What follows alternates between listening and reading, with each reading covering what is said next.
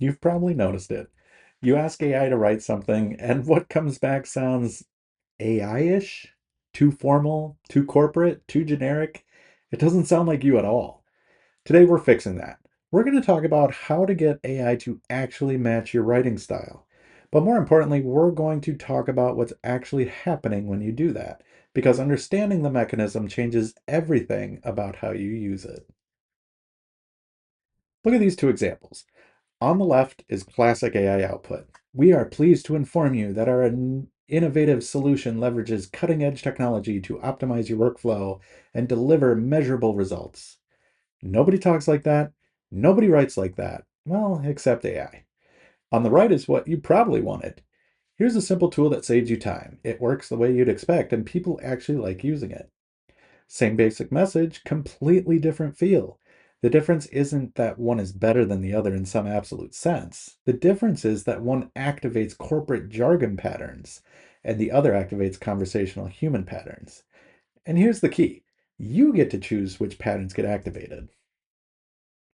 Most people think this works like teaching. They imagine showing AI examples of their writing, and AI studies those examples like a student learning from a teacher. The AI absorbs your unique voice and internalizes it. This sounds intuitive. It sounds like how human learning works. And that's exactly why it's the wrong mental model. Here's what's actually happening. AI already contains millions of writing patterns from its training data. When you show it examples or give it instructions, you're not teaching it new patterns, you're highlighting which existing patterns to use. Think of it like a massive library. You're not adding new books. You're pointing at specific sections and saying, use those patterns, not those ones. This is pattern activation, not pattern learning. And understanding this distinction changes everything about how you approach style matching. Three implications fall out of this understanding. First, you're selecting, not training. You're pointing AI towards patterns that already exist in its knowledge base. This means the patterns have to exist there in the first place. Second, it works immediately. No learning period needed, no warming up. Changes take effect in the same conversation right now.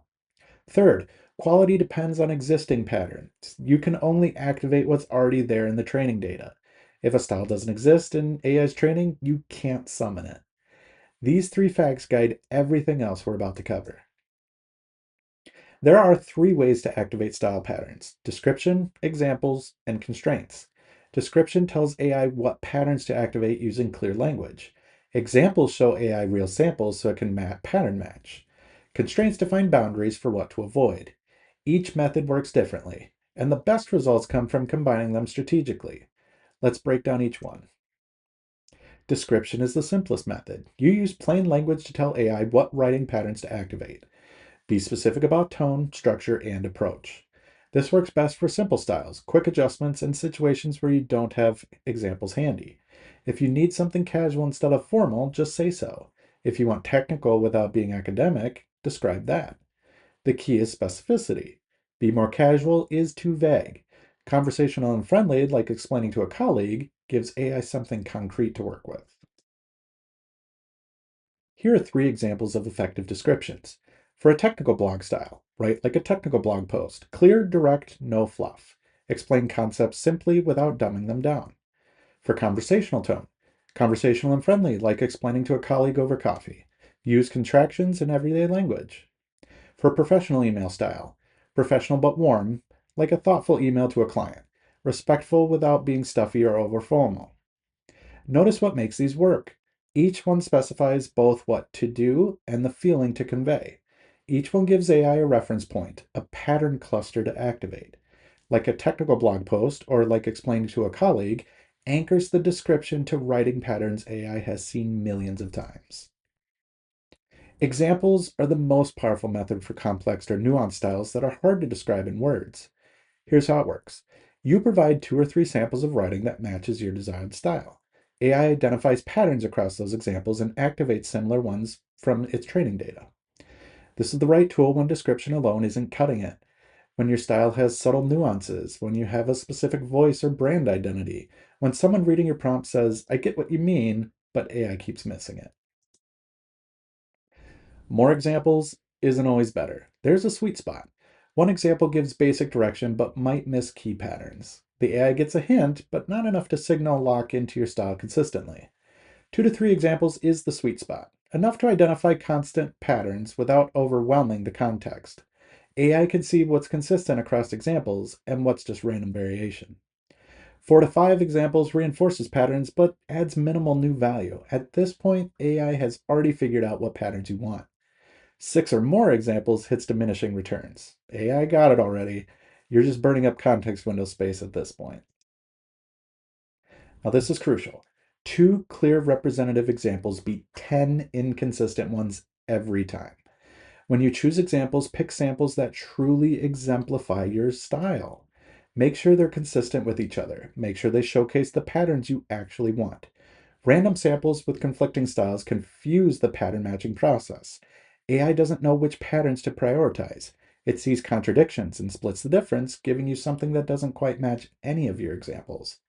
Quality matters more than quantity. Choose carefully. Constraints define what patterns to avoid rather than what to use. This helps eliminate specific problems.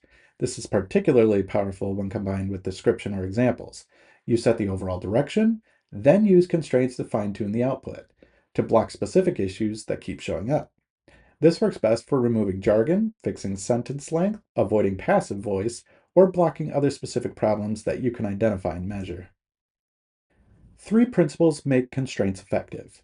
Be specific. Don't just say no jargon. Say no jargon or buzzwords like synergy, leverage, or cutting edge. Give AI concrete examples of what to avoid. Be measurable. No sentences over 20 words is measurable. Break complex ideas into shorter chunks gives AI a quantifiable target. Be clear. No passive voice is clear. Then show what you mean.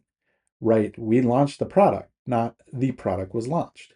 Demonstrate the constraint with examples. The more concrete your constraints, the easier it is for AI to follow them consistently. Vague constraints get vague compliance. Each method amplifies the others. Start with one, add more as needed. Description alone gives you basic direction. Description plus examples creates a strong foundation with clear direction. All 3 methods together give you maximum precision and consistency. You don't always need all 3, but when you're not getting the results you want, stacking methods is how you dial in exactly what you need. Here's a simple decision framework. For a simple need, use a clear description. Most situations work great with just this. For a complex style, provide concrete examples. When description isn't capturing the nuance, examples show rather than tell. For specific problems, add target constraints. If AI keeps using jargon or writing long sentences, constrain those specific issues. If you're not quite right after one method, stack additional methods. Each layer gets you closer. Start simple, add complexity only when needed, and don't overthink it. 3 important limitations you need to know. First, AI can't create new patterns. It can only activate patterns from its training data. If a style doesn't exist there, it can't replicate it perfectly. It'll approximate, but it won't get you an exact match. Second, AI can't guarantee perfect consistency. Pattern activation is probabilistic. You'll get close matches, but exact replication every single time isn't realistic. There will be variation. Third, AI can't match extremely unique voices. If your style is truly one of a kind or highly specialized, AI will approximate but not perfectly capture it. The patterns might not exist in sufficient concentration in the training data. These aren't bugs, they're fundamental constraints on how the system works. Knowing them helps you set up realistic expectations. This builds on everything we've covered in this series. Back in video 1, we were taught that AI is pattern completion. Style matching works by activating specific completion patterns. Video 19 showed us how examples guide patterns. That same principle applies here to style examples. Video 22 demonstrated level customization. That's one dimension of control. Style is another dimension. It works alongside everything else. You can control level and style simultaneously. You can use examples for both. These techniques stack. Let's see this in action with a before and after. Before, write me a LinkedIn post about AI. That's going to give you generic corporate AI writing. You know the kind. After, write a LinkedIn post about AI. Style, conversational and direct. Like explaining to a colleague. No jargon. See these examples. 2 examples. Keep sentences under 20 words. Notice how the second request stacks all 3 methods. Description sets the tone. Examples show what that actually looks like. Constraints eliminate specific problems. That's how you get output that actually sounds like you. Not by hoping AI guesses right, but by deliberately activating the right patterns. Style matching activates existing patterns. You're selecting what's already there, not teaching something new.